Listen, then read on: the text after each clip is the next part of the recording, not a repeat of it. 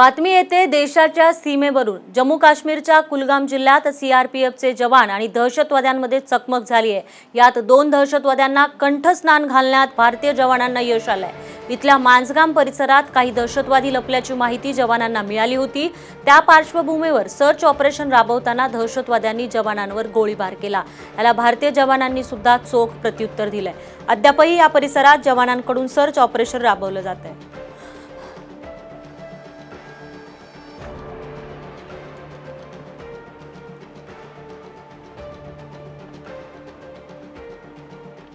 विमान कधी रोडवर धावताना तुम्ही पाहिलंय का? नसेल तर ही बातमी बघा। अमेरिकेच्या कन्सास शहरात रनवे सोडून हायवेवर विमान उतरल्याचं पाहायला मिळालं। मिसूरी महामार्गावरील ही घटना एका कारमधील प्रवाशानं आपल्या कॅमेरामध्ये कैद केली आहे। विमान महामार्गावर उतरल्याची माहिती मिळताच पोलीस घटनास्थळी दाखल झाले।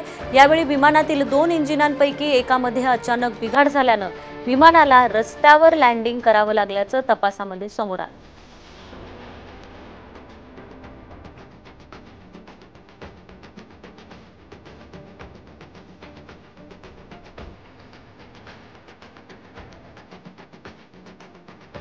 अशाच पद्धतीने ट्रेन मरून सुद्धा या दोघांमध्ये वाद सुरू झालाय। लॉकडाऊनमुळे अडकलेल्या परप्रांतीय मजुरांसाठी रेल्वे सोडण्यावरून केंद्रीय रेल्वे मंत्री पियुष गोयल आणि राज्य सरकारमध्ये ट्विटर वॉर सुरू झालाय। ट्रेनची यादी मिळेलच, पण गोरखपूरला सुटलेली ट्रेन ओडिसाला पोहोचू नये असं शिवसेनेचे खासदार राऊत यांनी म्हटलंय। त्यांनी ट्विट करत रेल्वे मंत्री पियुष गोयल यांना उत्तर दिलं।